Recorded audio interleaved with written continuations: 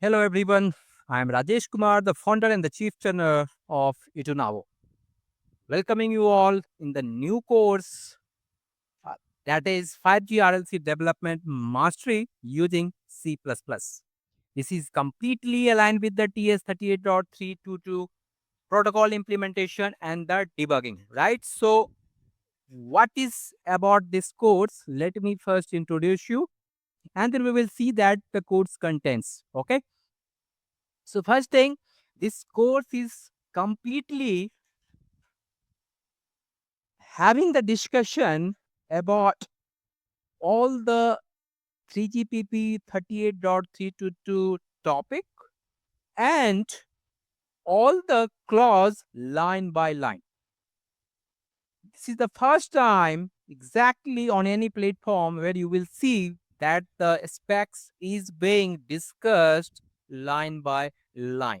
Okay, with the proper example, with the proper flow, so that you can understand the core logic, and then we will have the hands-on practice exercise where we will try to build the logic, and the language which I'm going to use here is C++. By the way, in the uh, in the commercial perspective, if we talk stack development, what industry is exactly using, where either you can work on the C language or the C++. Either way, it is okay because demand is for both the language, right? So let's move on exactly. Let's see what are the course contents which I have captured it. So first, the entire course is divided into the 10 module where we'll discuss about all the concept, and the last one is completely hand-on lab exercises. So let's see. First, module 1 where we'll talk about the functionality. Okay, like we'll discuss about that transfer of upper layer PDU. We'll talk about error correction through the ARQ, and this is the, as we know, this is for the AM data transfer applicable. Segmentation, reassembly, right? We will talk resegmentation of RLC SDU segment. We will talk how the duplicate detection is exactly happening, how the receiver exactly do the duplicate detection, right? So we will talk about only for the AM data transfer, obviously. Uh, Duplicate detection and the discarding, right? Also can be used for the UM, but 3GPP has not strictly mentioned this is not valid for the UM, but it is up to the vendor implementation whether they implement or not. RLC SDU discard, we will talk about that how discard is happening in the UM and the AM mode. We'll talk about RLC reestablishment, one of the important feature. And we'll talk about protocol error detection, again, only for the AM data transfer. So it is completely covered every section of 3GPP under this functionality. After that, module 2 will talk about completely RLC mode, where we will talk about the TM mode, UM mode, AM mode. And the good thing is that we will not only talk about what TM, UM, and the AM mode functionality exactly is defined, we will also talk about the behavior. What is the behavior of the TX side? What is the behavior of the RX side for the each mode? As you can see here, TM, UM, AM. And after that, we have taken multiple examples to ensure that whatever we have learned here, we can easily understand through the practical example, so that when you will exactly build the logic or when you debug with the log, right, you can understand that what exactly is happening it, right? Perfect. After that, module 3 comes where 3GPP talked about the data transfer procedure, right? We'll talk about the TM data transfer procedure. We'll talk about the UM procedure from the TX side and the RX side. And then 3GPP has given the multiple different scenario. As you can see, right? Action when UMD PDU is received from lower layer, what should be the action, right? These are all on the RX side. Action when UMD PDU is placed in the reception buffer, right? Then we have taken the example of the UMRLC receive operation completely. Same way, when the T reassembly expired, what should be the procedure, right? Then AM data transfer procedure are there, and then different scenario capture, transmitting window definition, SN assignment for new SDU, positive ACK handling procedure. discard of STU when TX discarded STU is configured, right? So all the scenario are exactly captured clause by clause. After that, module 4 will talk about ARQ procedure, that how in the RLC ARQ mechanism works with the example we'll try to understand from the TX side behavior as well as on the RX side. Module 5 where we talk about retransmission. How exactly in the AM RLC ARQ, how the NAC handling is happening, how the retransmission count and max retransmission threshold is exactly work, right? We'll talk. Module 6 completely focus on the polling. One of the important feature, right? What is poll? Transmission of the AMD when to include a poll, event-based polling, reception of a status report, expiry of the poll retransmit, right? So all these polling related concept we will try to understand with the logic. After that, status reporting along polling and the status reporting both are aligned, right? So this is the transmitter side behavior and the status reporting is done by the receiver. So we'll see that status reporting in the AMRLC, how it is happening.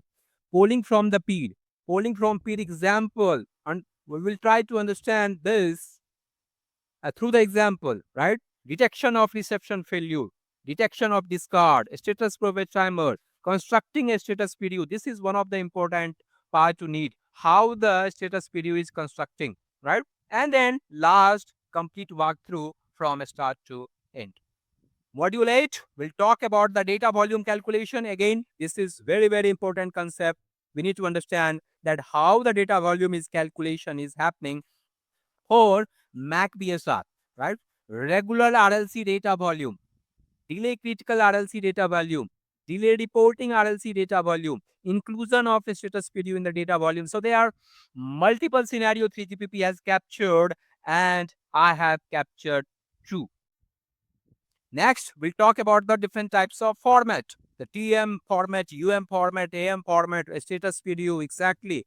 And then we'll complete walkthrough from SDU to PDU. What exactly you need to understand here is that what is the structure of the TM PDU, UM PDU, AM PDU. We'll try to understand with the different kinds of bit. We'll talk about that 12-bit length. We'll talk about from the 18-bit, right? That is valid for the AM mode. UM mode, we'll talk about 6-bit, and 12-bit, right? So different flavor 3GPP has given, and we will also discuss it. Module 10, we'll talk about the parameter, all the parameter which is used in the format. We will try to understand it. Why it is needed? The reason is that once you debug with the logic, debug with the log, right? You have to understand what does it mean by the each parameter. What is mean by SO start? What is mean by SO end? What is the segmentation offset? What is the segmentation information? How we can know that whether this packet is from the starting or the last packet of the segment, right? So we need to understand it. Once we have the complete understanding of the concept, now it is time to build the logic, do the coding exercises. So where I have taken completely 10 lab. So 50% part, I'm going to capture it here. I will write down the logic, right? And will explain you. Remaining 50%, I'm expecting from the student to do that. The reason is that I don't want everything to cover from my end until unless you will not do the coding, you will not exactly able to understand. You will not be able to build the logic because just observing by just listening, you cannot be the developer. Okay, so you have to do the hands-on exercise. But yes, I will provide you the source code so that you can validate it and try to understand that where is the exactly gap it, right? So different lab I have tried to cover here, which we have already discussed it on the upper in the every module. And then last is capstone project end-to-end AM simulation. This is the, by the way, optional because it will take a time because the code length will be big. If you really want to go with that, it is up to the student whether they want or not want. So I have kept it optional. But yes, remaining is mandatory to do that.